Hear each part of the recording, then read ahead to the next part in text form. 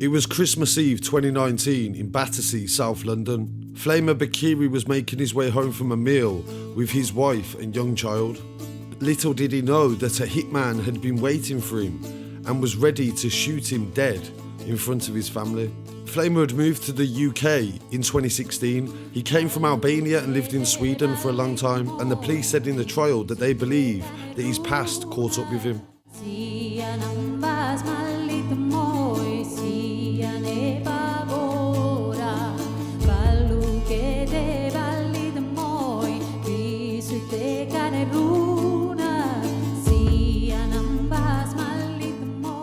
This is the Scarcity Studios YouTube channel. Please don't forget to like, comment, share and subscribe. And our sponsors at Alpha Claims and Hire Birmingham, the leading and best accident management company. Get a replacement car anywhere in 1 hour. Flamur was shot 10 times in front of his screaming wife, and the killer fled the scene. And a murder investigation was launched. And over the past 2 years, we've learned a lot of information, and some of that is the fact that encrochat was involved in Sweden. Several murders that took place over this time frame were connected to a rivalry between two organised crime gangs, responsible for a lot of shootings and grenade attacks in Sweden. The Metropolitan Police reported today that a Swedish man has been found guilty of the murder of Flamur Beqiri, who was shot dead on Christmas Eve in 2019. Hemissi is a Swedish national and also a kickboxer, and he stood trial at Southwark Crown Court and was convicted of possession of a firearm, as well as murder. His co-defendant, Estevan Alexis, 35 years old, is also from Sweden, and he was found not guilty of murder but guilty of manslaughter. The court heard that Anis was a hitman that was flown over from Sweden specifically to murder Flamur. He shot him dead with a semi-automatic weapon in front of his wife and young child in a very upmarket part of South London. Homicide detectives from the Crime Command launched an investigation and identified CCTV that tracked the movements of Anis before and after the shooting.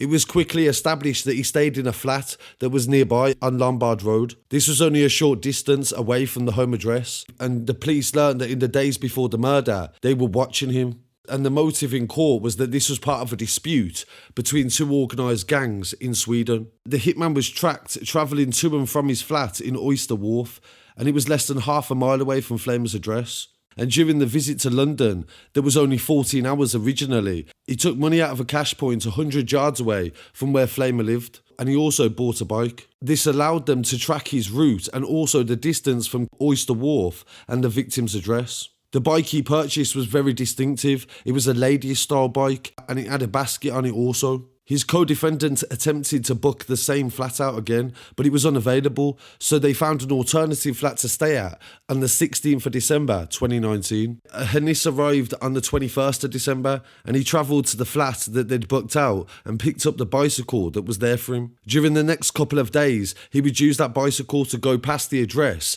where Flamur lived and carry out surveillance and reconnaissance. On the 22nd of December, he was seen on CCTV wearing an elaborate disguise. This included a latex mask, sunglasses, high-vis jacket, and he used it to pretend he was a street cleaner.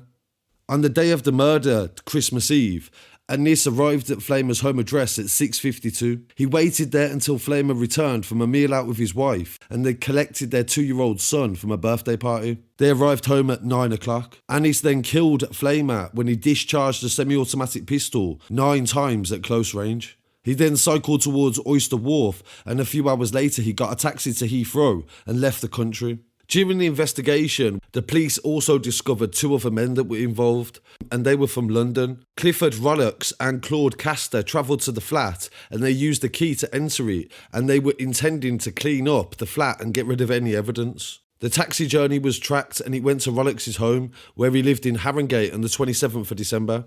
It was the prosecution's case that Rollocks and Castor were responsible for tidying up the flat and getting rid of any DNA that may have been left by the hitman.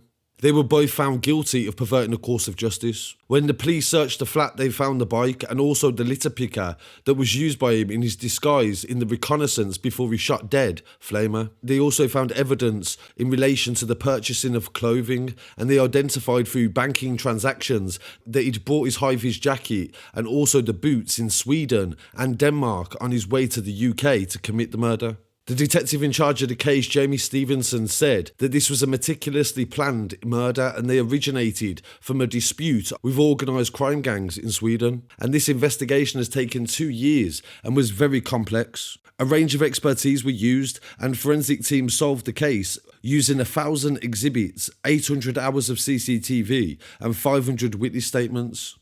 The investigation demonstrated our strength in trying to prosecute and working with other law enforcement agencies. The senior Crown prosecution said this was a shocking, cold-blooded murder and a matter of a young person's life being destroyed in a matter of seconds. The intention was to kill Flamur and gun him down in front of his family as a message. The Swedish police worked with the British police in order to extradite both of the men for them to stand trial and get convicted of his murder. Hemissi was the leader of an organised crime group in Sweden. He's believed, the police have said, to be responsible for several different murders and also the one that they believe is connected to Flamur in the UK. His gang had messages intercepted by the police, and Vice News reported this week that Beqiri is the leader of a gang that are drug smugglers and contract killers. They are known as the Swedes. They have contacts in Morocco and they have taken over a large percentage of the criminal underworld in the Stockholm area. The police believe, and Vice News reported, that the friend of Flamur in Sweden was called Naif Adawi, and he was jailed in 2010 for planning Denmark's biggest ever bank robbery, stealing 10 million euros, which would have been £8.5 million. This was from a cash transport company. And his rival, a man called Hemissi, and they was in a tit-for-tat war in the local area. And the police believed that Flamur was killed because of his association to Adawi. And the police reported that they was using encrochat in order to arrange the murders and attempted murders. So this just goes to show how far and wide this actually reached, and a story that started in Sweden ended on the streets of Battersea in South London. So I really want to hear what people have to say, and my condolences to the family of Flamur. And I followed this story for over 2 years. I literally have kept on to it, and this is what I do, this is what it's about. It's about really understanding what happened. And coincidentally, I didn't even know that encrochat would be involved in this, but at the end of it, encrochat was.